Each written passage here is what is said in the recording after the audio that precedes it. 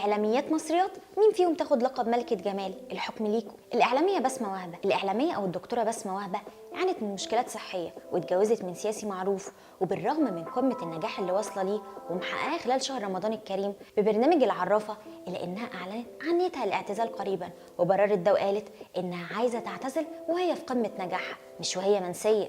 بسمة اتولدت سنة 1972 في اسكندرية، وبدأت مسيرتها الإعلامية من خلال تقديمها لبرنامج ديني وبالحجاب على شاشة قناة اقرأ، ومن بعدها اتجهت لتقديم برامج متنوعة بين الثقافة والسياسة والفن، وتحديدا البرامج الحوارية نوعية الهارد توك، واللي منها برنامج شيخ الحارة اللي قدر يحقق جماهيرية كبيرة وقت عرضه. هي اتجوزت المرة الأولى من رجل أعمال سعودي اسمه أسامة السيد، وخلفت منه عيالها عبد الرحمن وعبد العزيز، ولكن في 2014 أعلنت طلاقها منه، وفي نفس السنة في آخرها أعلنت جوازها من علاء عابد. في الحقيقة إن وشهم كان حلو على بعض، فكبروا وتميزوا في شغلهم أكتر مع بعض. بسمة اتبنت بنت اسمها خديجة، وزي ما قلت الإعلامية بسمة وهبة ظهرت بالحجاب في بدايتها، لكنها بعد فترة اختفت، وبعد الاختفاء ده ظهرت من غيره، عشان كده أثارت جدل كبير، لكنها فضلت الصمت وإنها تسكت. وبعد مدة قالت إن الحجاب فرض، ودعت ربنا قدام جمهورها إنه يرجعها محجبة من جديد. بسمة عمرها دلوقتي 50 سنة، بس ما يبانش عليها. اطلالاتها مميزة ومختلفة، نقدر نقول إنها ما تلاقيش غير عليها. أما بالنسبة لرشاقتها فده حلم البنات كتير، ولما البنات بيسألوها إزاي يقدروا يوصلوا لشكل جسمها بترد عليهم وبتقول إن ربنا ما يحكم عليكم بالمرض، وده حسب تصريحاتها لأحد المواقع الصحفية. الإعلامية أسماء إبراهيم، الإعلامية أسماء إبراهيم مقدمة برنامج حبر سري، واحد من أهم برامج الهارد توك مش في مصر بس، لأ ده في الوطن العربي كله. المهم هي من مواليد اسكندريه، هي درست اعلام، وبالرغم من بدايتها في مجال الاعلام من بدري وتجاربها فيه، ومنهم تجربه برنامجها في صدى البلد واللي محققش ليها النجاح اللي كانت بتحلم بيه، عشان كده قررت انها تاخد استراحه محارب زي ما بيقولوا، ورجعت لجمهورها من جديد، واللي اتعلق بيها بشكل اكبر من خلال برنامج حبر سري، البرنامج اللي قدر نجاحه يتخطى مصر. وده مش رايي، ده حسب كلام المواقع الصحفيه. اسماء حياتها الشخصيه خط احمر، عشان كده هويه جوزها مش معروفه للاعلام لحد دلوقتي. من فتره هي كانت اعلنت خطوبتها من المطرب الشاب موسى، بس الحقيقه ان الخطوبه دي ما كملتش على خير، واعلنت انفصالها عنه، وده قبل ما تعلن زواجها من رجل الاعمال اللي ما وافقتش انها تعلن عن هويته لحد النهارده.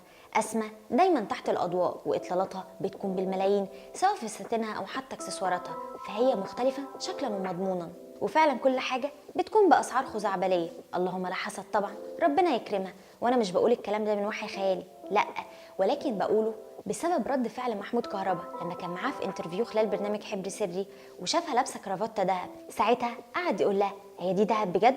فردت عليه وقالت اه والله دهب، تحب تاخدها معاك وانت مروح؟ المهم الاعلاميه اسماء ابراهيم دايما بتعتمد على اللوكات المختلفه، واللي هي عكس بعض خالص.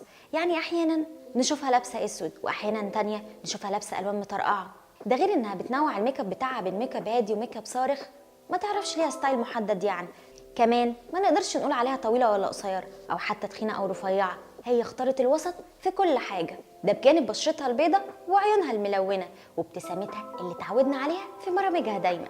الاعلاميه اميره بدر، اميره نقدر نقول ان مسيرتها في الاعلام بدات تظهر للنور بعد تقديمها برنامج على قناه الحياه، ومن بعدها نقدر نقول انها اختفت شويه قبل ما ترجع وتقدم مجموعه من برامج التوك شو والهارد توك شو اللي كسروا الدنيا، ومن اهمهم برنامج ورا الشمس اللي قدمته على شاشه قناه الشمس، وبرنامج VIP وملفات، واللي كانوا من حظ قناه هي كبرامج هارد توك وتوك شو. وبعد مسيره عطائها لقناه هي ورجوعها بعد وقفها على نفس القناه خلص عقدها، ولكن ما تمش التجديد معاها من جديد، عشان كده علقت وقالت محطه في حياتي وخلصت، وانتظروني في محطه جديده. وفعلا غابت ورجعت ببرنامج اسرار على شاشه قناه النهار، البرنامج من نوعيه برامج الهارد توك واللي تصدر الترند تحديدا بعد عرض حلقه مها احمد. المهم ان الاعلاميه اميره بدر نقدر نقول عليها انها بدات تمشي على بدايه الطريق اللي بتحلم بيه. بالمناسبه هي متجوزه، وفي معظم الاوقات بتحب تظهر مع جوزها في المناسبات، ده كله جزء صغير من محطات حياتها اللي هي مرت بيها. المهم ان الاعلاميه اميره بدر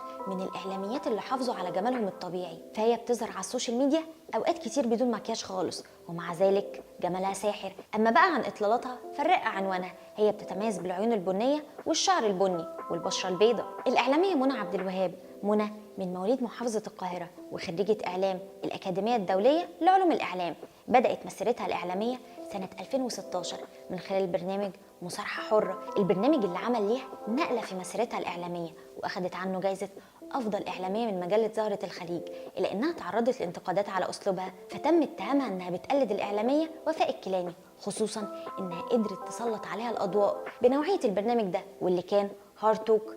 منى في الأربعينات من عمرها واتخطبت للمخرج عمرو سلامة في مرحلة من حياتها، ده غير تجربتها في مجال التمثيل من خلال فيلم الشيخ جاكسون. اختفت فجأة عن الأضواء ورجعت بتقديم حفل مهرجان القاهرة السينمائي الدولي، ووقت تقديمها للمهرجان ما قدمتوش بالطريقة اللي كانت الناس متوقعة بيها، فتعرضت لانتقادات كتير، ووقتها الناس نسيت مسيرتها في الإعلام واللي كان عمرها سنين السنين من خلال برامجها زي تياترو، الغش ممنوع، الحكم بعد المزاولة، أهل المحبة، أبو زعبل، مصارحة حرة، وأخيرا أنا والقناع، وبرنامج على المسرح اللي بتقدمه على شاشة قناة الحياة في رمضان 2024. منى من الإعلاميات أصحاب الوجه الملائكي والأسلوب الفريد، هي رشاقة عنوانها، وبتعتبر من المذيعات طوال القامة. وبعد كل المعلومات دي عن أهم إعلاميات الوطن العربي، يا ترى مين فيهم تدوها لقب ملكة جمال؟ كنت معاكم أروى سامح من فانز كلاب، ما تنسوش تعملوا لايك وشير وفولو سبسكرايب وتكتبوا رأيكم في كومنتس تحت.